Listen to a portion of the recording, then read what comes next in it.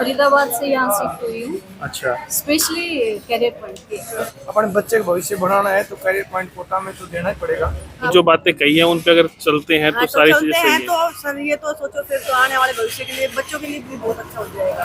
तो आप special career point Kota के लिए फरीदाबाद से महेंद्रगढ़ महेंद्रगढ़ से जितना कि बताया गया है, जो सब लोगों ने बताया बहुत बेस्ट है। और जितने की इतनी साथ साथ जो रिवीजन करवा रहे, डाउट सॉल्विंग मुझे सबसे बेस्ट लगा, क्योंकि इसमें डाउट सॉल्विंग है। जो भी डाउट होंगे जल्दी जल्दी से क्लियर हो जाएंगे। हमारे रेगुलर टेस्ट चलते रहेंगे तो बेस अच्छा होता रहेगा। महेंद्रगढ़ से बच्चे जाते थे सीकर कोटा, लेकिन कोटा को ले आए महेंद्रगढ़ में। करियर पॉइंट कोटा में मौजूद हूं और आज यहाँ पे बहुत से अभिभावकगण आए हैं। क्या कुछ कार्यक्रम रहा और क्या उन्हें बताया गया, क्योंकि काफी पेरेंट्स आए, काफी भीड़ थी जैसा आप वीडियो में देख पा रहे हैं। चेयरमैन सर हमारे साथ है, इनसे बातचीत करेंगे कि आज क्या खास हुआ है और आने वाले समय में, क्योंकि अभी बच्चों के एग्जाम जो 4 तारीख से शुरू होने वाले हैं जेई का, उसको लेके क्या कुछ खास बातें जो चेयरमैन सर है, क्योंकि लंबे समय से शिक्षा विभाग से जुड़े हुए हैं, आपके बच्चों को, बहुत से बच्चों को कामयाब कर चुके हैं। तो बातचीत करते हैं सबसे। जी नमस्कार सर। नमस्कार सर। नमस्कार सर, बिल्कुल ठीक है सर, स्वागत है आपका। धन्यवाद सर। आज काफी पेरेंट्स आए, क्या प्रोग्राम था? आज ओरिएंटेशन का प्रोग्राम था। आज हमारा नया सेशन हो रहा है, सेकंड ईयर है और बहुत ही खुशी की बात है कि बहुत अच्छा रिस्पांस है। और पेरेंट्स यहाँ से आए, अच्छी बात, लेकिन एक पेरेंट्स मेरे को ऐसा मिला जो बोला मैं फरीदाबाद से सेटल हुआ हूँ बच्चे को करियर पॉइंट कोटा में पढ़ाने के लिए।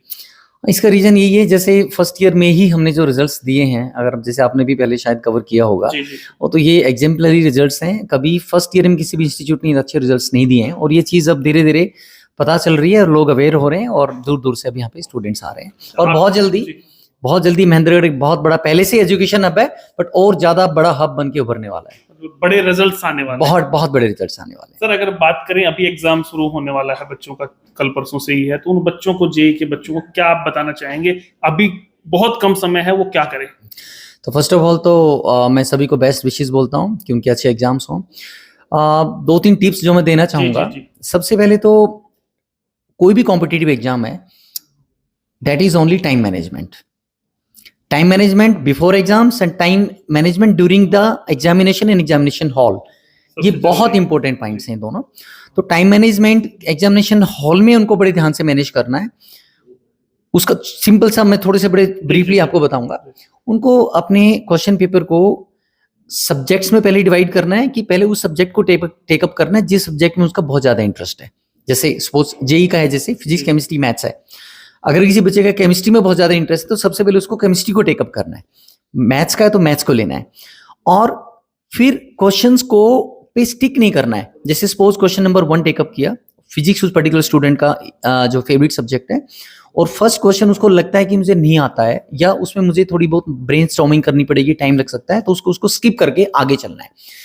इस तरीके से उसको जो क्वेश्चन लगा, 3rd क्वेश्चन है, इजी है, आ गया, उसको टिक कर दिया। मीन्स उसको इस तरीके से राउंड्स में डिवाइड करना है कि जो इजीएस्ट क्वेश्चन है उनको फर्स्ट राउंड में कवर करना है, फिर जो थोड़ी डिफिकल्ट है उनको सेकंड राउंड में करना है।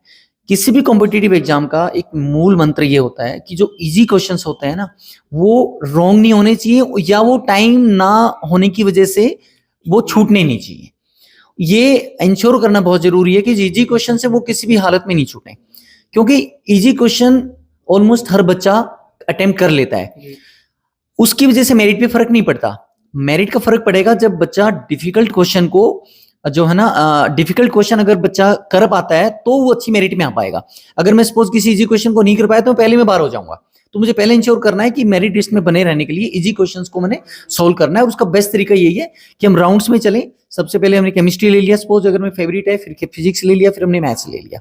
इस तरीके से वो चले। एंड में जो है उसको पहले सोचना नहीं, डिफिकल्टी लेवल नहीं सोचना है। जो कुछ देखो बच्चे ने प्रिपेयर किया हुआ है, उसको पता है कि क्वेश्चन का लेवल क्या है, उसको पढ़ते ही पता चल जाएगा। अगर उसको लगता है कि ये क्वेश्चन मुझे आता है, वो इमीडिएटली उसका आंसर टिक कर देगा। ऐसे उसको सेकंड क्वेश्चन पे चले गए, थर्ड पे चले गए। मैं कहता हूं अगर 3-4 क्वेश्चन कॉन्टिन्यूसली सॉल्व नहीं भी कर पाए और 5th क्वेश्चन आ रहा है जो इजी है, तो उसको सॉल्व करना है। पहले राउंड में ऐसे ही तीनों सब्जेक्ट्स लेके फिर उनको सेकंड राउंड पे आना है। फिर वहां पे जो सेकंड लेवल ऑफ डिफिकल्ट है, मींस कुछ क्वेश्चंस ऐसे होंगे, देखो किसी भी कॉम्पिटिटिव एग्जाम में तकरीबन 35% क्वेश्चंस इजी लेवल के होते हैं। उसके बाद थोड़ा सा डिफिकल्ट लेवल होता है, कुछ 15-20% क्वेश्चंस होते हैं बहुत ज्यादा डिफिकल्ट लेवल के होते हैं, जिनको बहुत कम बच्चे कर पाते हैं।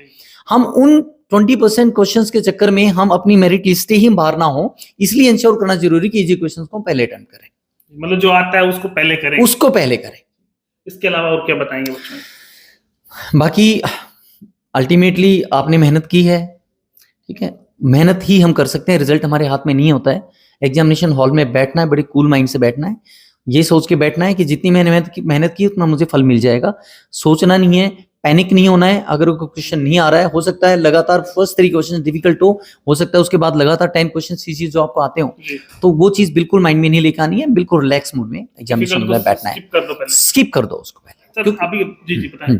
हाँ यस प्लीज आप कंटिन्यू। अभी जो महेंद्रगढ़ की अगर आप बात करते हैं कि एजुकेशन हब बन चुका है और अभी जैसा कैरियर पॉइंट का नाम आया, ऐसे काफी बड़े नाम महेंद्रगढ़ जिले में आ भी रहे हैं, तो कैरियर पॉइंट कोटा कैसे डिफरेंट है?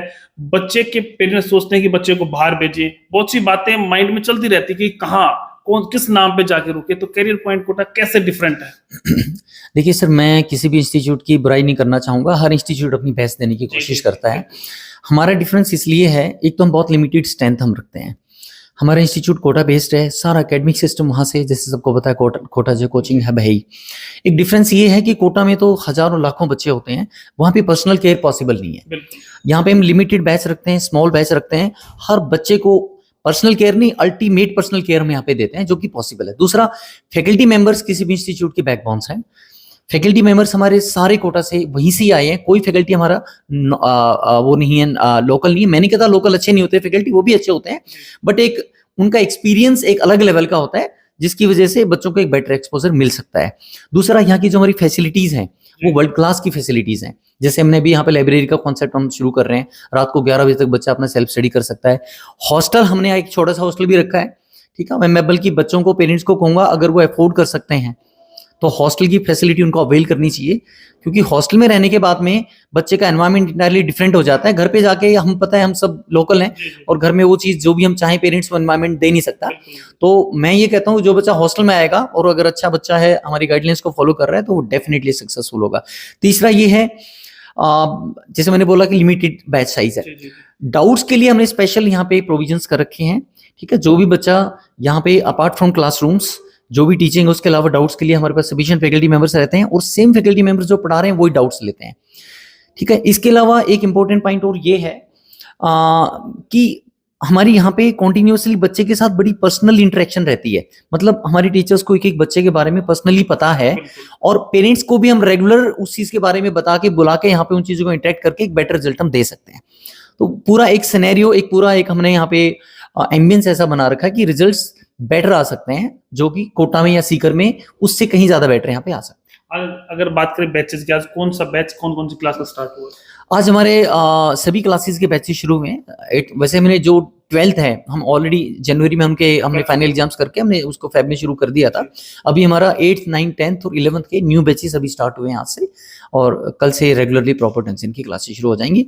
और पूरी आज ओरिएंटेशन में सारा उनको बता दिया गया कि पूरे साल में किस किस तरीके से हमारा एकेडमिक शेड्यूल रहना है, कैसे टेस्ट रहने हैं, किस टेस्ट में क्या सिलेबस आना है, वो हमने ऑलरेडी वेल डिफाइंड सारा चार्ट बना रखा है। वो सारा हमने पेरेंट्स को हैंडआउट्स भी दे दिए हैं।